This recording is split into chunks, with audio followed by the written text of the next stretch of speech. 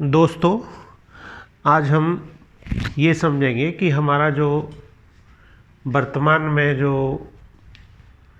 राजस्व संहिता है उसमें जो भूमिधर हैं वो कितनी तरह के होते हैं। तो मैं आपको बताऊं कि भूमिधर का मतलब वो व्यक्ति जो ज़मीन पर खेती कर रहा है या जिसके नाम खतौनी में अंकित है, या आप ऐसे कह सकते हैं कि जो गांव का एक जो अभिलेख है जिसको कहते हैं अधिकार अभिलेख या रिकॉर्ड ऑफ राइट्स, उसमें उसका नाम है। तो ऐसे व्यक्तियों को हम भूमिधर कहते हैं। अब भूमिधर पहले यूपीजेडए एंड एलआर एक्ट 1951 और एलआर एक्ट 1901, ये जब दोनों प्रचलित थे उस समय जो भूमिधर थे उन भूमिधरों की बहुत कैटेगरीज थी। उनकी करीब 14 श्रेणियां थीं और उन 14 श्रेणियों में वो बड़ी जटिल थीं। तो उसके बाद में इनको फिर बाद में इनको रिवाइज़ किया गया और उन 14 को फिर लाके 4 में कन्वर्ट कर दिया गया। तो वर्तमान में जो भूमिधर हैं उनकी 4 श्रेणियां हैं, 4 तरीके के भूमिधर हैं। एक भूमिधर वो है जिनको संक्रमणीय अधिकार प्राप्त है, दूसरे भूमिधर वो हैं जिनको असंक्रमणीय अधिकार प्राप्त है, तीसरे आसामी हैं, चौथे सरकारी पट्टेदार या गवर्नमेंट लेसी हैं। तो इस तरह से अब भूमिधरों के 4 प्रकार हैं। मैं आपको एक चीज़ और कंफर्म कर दूं, यहाँ पर इसको बहुत कम लोग जानते हैं कि जितने भी जो लोगों के पास ज़मीन है, जितने भी लोगों के पास ज़मीन है, वो सब पे लगान लगता है। लगान लगने का मतलब ये हुआ कि जो अल्टीमेट या जो पैरामाउंट टाइटल है वो सरकार के पास है। ये चाहे वो संक्रमणीय भूमिधर हो, चाहे असंक्रमणीय भूमिधर हो, चाहे आसामी हो, चाहे गवर्नमेंट लेसी हो, हम सारे लोग वो एक तरह से आप ये कह सकते हैं कि ज़मीन पूरी सरकारी है और उस सरकार की ज़मीन पर हम अपना जीविकोपार्जन कर रहे हैं, हम अपनी लाइवलीहुड उससे चला रहे हैं।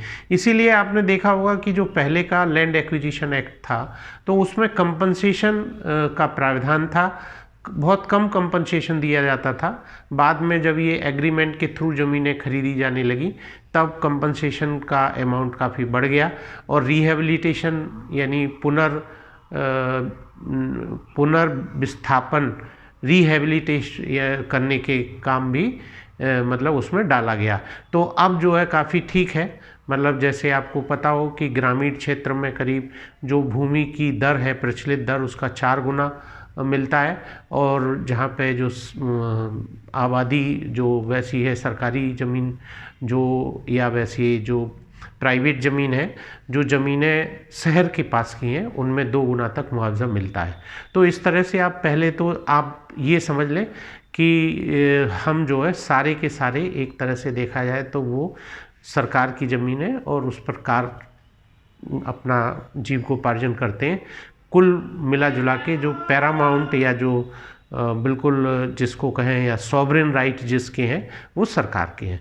तो 4 जो हैं, अब उनको हम चारों को अलग अलग तरीके से देखते हैं। तो आप देखिए कि पहला जो सबसे उच्च श्रेणी का भूमिधर है यानी हाईएस्ट लेवल जिसमें है वो संक्रमणीय भूमिधर विद ट्रांसफरेबल राइट्स है, यानी जो संक्रमण कर सकता है अपनी ज़मीन का।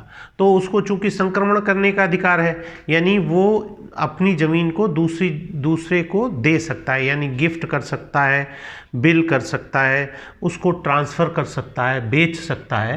तो उसको जो जिस तरह का जो और अधिकार हैं वो ये है कि उसका right of exclusive position and use, यानी जिस ज़मीन पर वो है उसका उस पर एक्सक्लूसिव राइट है उसको यूज़ करने का, वो चाहे जैसे यूज़ करे। लेकिन यहाँ पर एक एक्सेप्शन है। एक्सेप्शन ये है कि जब भी वो अगर मान लीजिए उसकी ज़मीन का टुकड़ा है, उस ज़मीन से वो मिट्टी उठाना चाहता है या उसमें कुछ खनिज हैं तो उन पर उसका अधिकार नहीं होता है, क्योंकि आप जानते हैं कि जब भी आपको मिट्टी उठानी होगी तो आपको एक रॉयल्टी देनी पड़ेगी। उसके बाद में अकृषिक उपयोग में ला सकता है वो धारा 80, जिसमें कि नॉन एग्रीकल्चरल यूज़ में वो अपनी ज़मीन को कन्वर्ट करा करके उस पर इंडस्ट्री, कोई कॉमर्शियल एक्टिविटी या मकान बनाकर रह सकता है। उसके बाद में उसको संक्रमण का अधिकार है, ये मैंने आपको पहले ही कहा, लेकिन इसमें भी कुछ रिस्ट्रिक्शन है। रिस्ट्रिक्शन ये है कि वो विदेशी को, कोई विदेशी फॉरेनर है उसको संक्रमण नहीं कर सकता है। दूसरा, उसी व्यक्ति को संक्रमण करेगा जिसके पास उस जमीन को मिलाकर के 12.5 एकड़ से कम जमीन हो। साथ ही साथ SC ST के लोग भी अगर कोई संक्रमण करना चाहते हैं तो उनको पहले परमिशन लेनी पड़ेगी। उसके बाद में बंधक रखने का अधिकार है, ये धारा 91 है। बंधक रखने का अधिकार है, बिना कब्जे के वो बंधक रख सकता है। पट्टे पर देने का अधिकार है, लेकिन ये पट्टे पर देने का अधिकार सिर्फ डिसेबल्ड पर्सन्स को ही है।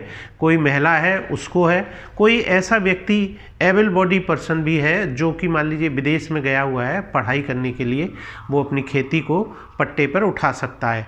ये पट्टे पर एक बार में 3 साल के लिए ये ज़मीन पट्टे पर दी जा सकती है, 3 साल से कम अवधि के लिए दी जा सकती है। उसके बाद विनिमय का अधिकार है, यानी एक्सचेंज कर सकते हैं। 2 संक्रमणीय भूमिधर आपस में अपनी ज़मीनों का एक्सचेंज कर सकते हैं। उसमें प्रतिबंध ये है कि जो भू राजस्व है यानी लैंड रेवेन्यू है वो 10% से कम हो दोनों ज़मीनों का जिनका एक्सचेंज किया जा रहा है। साथ ही साथ जो वैल्यूएशन है उसमें भी 25% से कम वैल्यूएशन का अंतर हो दोनों में, तभी वो कर सकते हैं। उसके बाद विरासत है, विरासत करवा सकते हैं। विभाजन अपनी लैंड का करा सकते हैं, धारा 116, धारा 117। और साथ ही साथ उनको बिना कानूनी प्रक्रिया अपनाए उनको इजेक्ट नहीं किया जा सकता। नॉन इजेक्टमेंट यानी धारा 130 का भी उनके लिए है। उसके बाद में एक जो लास्ट अधिकार है वो राइट टू सरेंडर है। वो अपनी ज़मीन को वापस, यानी जो पैरामाउंट टाइटल होल्डर है यानी जो सरकार है उसको वो वापस अपनी ज़मीन सरेंडर भी कर सकते हैं। ये धारा 118 है। इसके बाद हम आते हैं असंक्रमणीय भूमिधर। तो असंक्रमणीय भूमिधर का जो अधिकार है वो ये है कि वो उस पर खेती और संबंधित कार्य उससे कर सकते हैं, धारा 79(2)(a) है। बंधक रख सकते हैं, धारा 92। बंधक भी ये बिना कब्जे के दे सकते हैं, पट्टे पर दे सकते हैं, इनको भी वही प्रतिबंध है कि 3 वर्ष से कम। विनिमय कर सकते हैं, एक्सचेंज कर सकते हैं। लेकिन यहाँ पर आपको ये ध्यान देना है कि अगर मान लीजिए ये किसी संक्रमणीय भूमिधर वाले से विनिमय करते हैं तो जो ज़मीन असंक्रमणीय भूमिधर को मिलेगी उस पर उसके जो राइट होंगे वो असंक्रमणीय भूमिधर के ही होंगे, उनको संक्रमणीय भूमिधर के राइट नहीं होंगे। यानी जिस व्यक्ति के पास अगर वो असंक्रमणीय भूमिधर के टाइटल होल्डर है तो उस पर जो ज़मीन आएगी विनिमय के बाद वो असंक्रमणीय भूमिधर के रूप में ही आएगी। अपनी ज़मीन का बंटवारा करा सकते हैं, वही फिर परित्याग सेक्शन 118 में करा सकते हैं। उसके बाद में इनको भी राइट टू नॉन इजेक्टमेंट यानी बिना न्यायिक प्रक्रिया के इनको नहीं हटाया जा सकता, ये इनको भी अधिकार है। उसके बाद में तीसरे नंबर पे आते हैं आसामी। असामी को जो अधिकार है धारा 84 उनको कहती है कि right of position and use, यानी वो उनको पोजीशन और यूज़ का अधिकार है। राइट टू लीज, पट्टे पर देने का भी अधिकार है। लेकिन वो फिर यहाँ पे प्रतिबंध यही है कि विकलांग या महिला वो और पट्टे पर इसको दे सकते हैं। उसके बाद राइट टू सरेंडर है, धारा 119। इसमें पूर्ण भाग को ही इनको सरेंडर कर सकते हैं। ये चीज़ इसमें ध्यान देने की है कि आसामी अगर अपनी ज़मीन का परित्याग करना चाहता है यानी सरेंडर करना चाहता है तो वो अपनी ज़मीन का पूरा भाग सरेंडर करेगा, आधा भाग नहीं कर सकता। ऐसा करने के लिए उसको संबंधित तहसील को प्रार्थना पत्र देना होगा। इसके बाद में अगर आसामी की बेदखली की जाती है तो बेदखली कानून के अंतर्गत की जाएगी, अकॉर्डिंग टू रूल्स होगी। तो बेदखली की जाती है तो बेदखली में अगर उसके द्वारा उस पर कोई फसल उसकी आसामी की खड़ी हुई है या उसमें पेड़ लगे हुए हैं तो उन पर आसामी का ही अधिकार होगा। यानी फसल और पेड़ों से उसको बेदखल नहीं किया जाएगा, ज़मीन से हटा दिया जाएगा और फसल और पेड़ वो अपने काट लेगा। उसके बाद में एक चीज़ यहाँ पर बहुत इम्पॉर्टेंट ये है और बहुत काम की भी है ये कि अगर कोई आसामी है और वो आसामी को मान लीजिए 3 साल का या 5 साल का उसके पास पट्टा है और उसको लगता है कि वो बहुत दिनों से करता चला आ रहा है और कोई उसको बेदखल भी नहीं कर रहा है तो वो धारा 144 में डिक्लेरेटरी सूट फाइल करके और असंक्रमणीय अधिकारों की घोषणा करवा सकता है। इसके लिए जो कॉम्पिटेंट कोर्ट है वो संबंधित उप जिलाधिकारी की यानी एसडीओ की कोर्ट है, वहाँ पर वो अपना ये करवा सकता है। लेकिन यहाँ पर एक चीज़ ये देखनी पड़ेगी कि जो आसामी होता है वो आसामी अगर मान लीजिए उसको किसी ऐसी ज़मीन पर पट्टा दिया गया है जो सार्वजनिक उपयोग की ज़मीन है, जैसे मान लीजिए तालाब है, चरागाह है या कुछ और है, तो उन पर उनको डिक्लेरेटरी सूट उनका लाई नहीं करेगा और उनको वो असंक्रमणीय भूमिधर के अधिकार उनको नहीं मिलेंगे।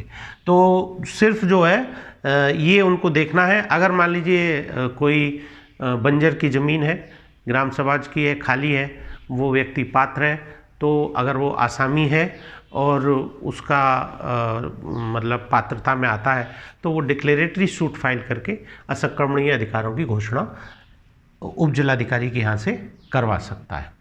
उसके बाद वो क्षतिपूर्ति का बाद भी दायर कर सकता है, ये भी उसको अधिकार है।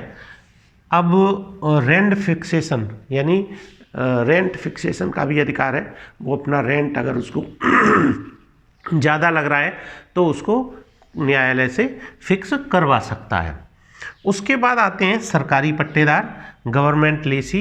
तो सरकारी पट्टेदारों को मैं बताऊं आपको कि जैसे मान लीजिए कोई सरकारी ज़मीन है, इंडस्ट्री लगाने के लिए 99 साल की लीज पे दी गई है, या मान लीजिए नजूल की ज़मीन है, उस नजूल की ज़मीन को उसका प्रबंध तो लोकल बॉडी के पास है मान लीजिए, तो लोकल बॉडी ने उसको किसी व्यक्ति को उसको किसी खास पर्पज़ के लिए दे रखा है और उससे बाकायदे एक लीज का डॉक्यूमेंट साइन है, तो वो गवर्नमेंट लीसी कहलाता है। और सरकारी पट्टेदार पर जो पट्टे की शर्तें होती हैं उन शर्तों को उसको मानना पड़ता है। तो इस तरह से ये 4 तरह के ये जो हमारे भूमिधर हैं वो होते हैं, और मैं समझता हूँ कि आपको इनका पूरा डिटेल आपको पता चल गया होगा। धन्यवाद।